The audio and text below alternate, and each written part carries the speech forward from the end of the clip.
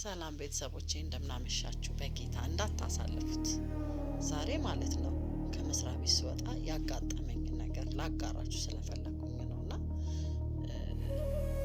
በአጋጣሚ ከመስሪያ ቤት ወጣውና ታክሲ ቁጥር ማዞሪያ አካባቢ ነውና ልክ ታክሲ እየጠበኩኝ ታክሲው መጣ።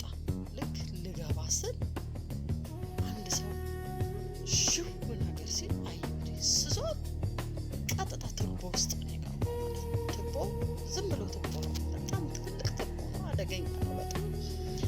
ከዛ አየሁትና በኢየሱስ ስም አልኩኝ። በጣም ነገጥኩኝ ባየሁት ነገር ማለት ነው። ከታክሲው እግሬን ሰቅያለሁኝ፣ ወረድኩኝ ትቼው ማለት ነው። ወረድኩና ወደ ኋላ ተመለስኩኝ። ከዛ እዛው አካባቢው ላይ ደግሞ ማለት ብዙ ሰው አለ ታክሲ ጠብቄ ቆመ ማለት ነው። ከዛ እባካችሁ እንርዳው ስል ከፈለግሽ አንቺ አንሺው አሉ። የእውነቴን ነው የምላችሁ፣ እያጋነንኩትኝ አይደለም። በጣም ትልቅ ቱቦ ነው፣ ሰው የሚውጥ አደገኛ ቱቦ ነው። ከዛ ደነገጥኩኝ። በቃ በተሰጠኝ መልስ አንዱ ነው የመለሰልኝ። በጣም ደነገጥኩኝ።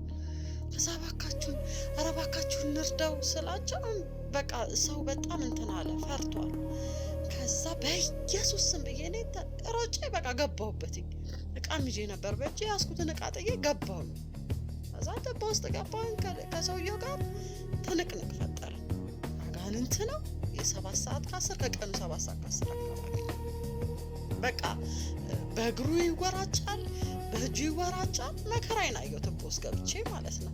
ከዛ አንዱ መጣ ያዘልኝ። ከዛ ለሁለት ያዝነው። ከዛ ለሁለት ያው እንትን ካልን በኋላ ሌላም ሰው ተጨመረ። በስንት በትግል ማለት ነው ዳር አወጣነው። ዳር ካወጣነው በኋላ ያጋንንት ስራ ክፉ አይደለ፣ ክፋት ለመስራት አይደለ ያሰበው በዛ ሰዓት በዛ ጊዜ። ከዛ መኪና ውስጥ ይጨምራል። ምን እንደሚመስል በቃ የቱቦ ግማት ምኑ ተው። ግን እግዚአብሔር ማለት ነው በእውነቴ ነው የምላችሁ በቃ እንደው ምን አይነት ጊዜ ላይ እንደደረሰን አላውቅም። ተጨካከለ። በቃ ሰው ቆሞ ያያል።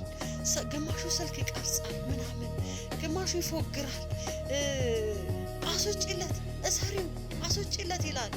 እኔ ኢየሱስን ስም የጠራሁት የእውነቴን ነው የምላችሁ ከአንዳንድ ማለት ነው ተጀምሮ እስከሚያልፍ በኢየሱስ ጌታ ሆይ ኢየሱስ እያልኩ ነው ሰውየውን ከቱቦ እስከሚወጣ ድረስ ማለት ነው። በጌታ እርዳታ የኢየሱስን ስም እየጠራው ከመጀመሪያ እስከ መጨረሻ ኢየሱስ ነበረ የምለው። ኢየሱስ እያልኩ ነው ያወጣ ነው ጌታ ረድቶኝ ማለት ነው። ወጣ ነው። ከዛ ልክ ከወጣ በኋላ ዳር ከወጣ በኋላ ከቱቦ ካወጣ ነው በኋላ መኪና ውስጥ ሊገባ ነው ማለት ነው። በቃ ሰው ግም ነው። በጣም ኃይለኛ ቱቦ ነው። በጣም ኃይለኛ እንትን ነው። በቃ ምን ብዬ ልንገራችሁ? ምኑም ነገሩ ፊቱ ምኑም አይታይም። በቃ ምኑም አይታይም። በቃ ተጨማቋል። በግም ሰው ሊነካው ተጸይፏል። በስንት በመከራ በቃ እኔ ጌታን ስም እየጠራ የኢየሱስን ስም እየጠራ አንዴ እግሩን ይዛለሁ፣ አንዴ እጁን ይዛለሁኝ። ጌታ ሆይ በቃ ታደገኝ ስለ ስም ስትል እያልኩኝ በቃ አንተን ስም ጠርቻለሁ። ጌታ ሆይ አታስጥረኝም እያልኩኝ ያዝኩትኝ። ከዛ ጌታ ረዳኝ። ትንሽ ወደ ራሱ ተመለሰ። አካባቢውም ሰው ውሃ ምናምን ይዞ መጣ። ፊቱ ለመለየትም ፊቱ ላይ ውሃ ምናምን ጨመሩበት። መጨረሻ ጌታ ረዳንና ወደ ራሱ መለስ ሲል ወደ ላይ ወደ ዳገት ወደ መንደር አካባቢ ገባ ነው። ከዛ በቃ እንትን አልኩኝና ሰው በቃ ምን ያህል እንደተጨካከለ ምንኛ ከሰው እንደወጣ ወዴት እየሄድን እንደሆነ በቃ እኔ ምን አይነት ጊዜ ላይ እንዳለን ራሱ በጣም ግራ የሚገባ ጊዜ ላይ ምድር ተናውጣለች። በእውነት ተናውጣለች። በምናየው ነገር እንኳን አንማርም። እለት ሰው ሲሞት ሰው ነገር የኛ ነገር በቃ ሰው እየተነጠቀ ነው፣ እየሄደ ነው። ጌታ ሊመጣ ነው። እመጣለሁ ብሏል፣ ቃሉ ነው። እኛ ጌታ ልጆች ደግሞ በልብ ይመጣ አንፈራ። ምድር ብትነዋወጥ አንፈራ። ምክንያቱም የጌታ ቃል ነው። እኛ ልንፈራ የተጠራን ሰዎች አይደለም። አንፈራ እና በቃ በጣም ወዴት እየሄድን እንደሆነ እኔ እንጃ። ኢትዮጵያዊነታችንም ወዴት እንደሄደ እኔ እንጃ። በቃ ዛሬ በእምነት በሃይማኖት በዘር በቋንቋ አይደለም። እናቶቻችን እኮ ነጠላ ሻርፕ ለብሰው የሚወጡት የሚሄዱት ድንገት እንኳን ሰው ወድቆ ቢያዩ ሊያለብሱ ነው የሚወጡት።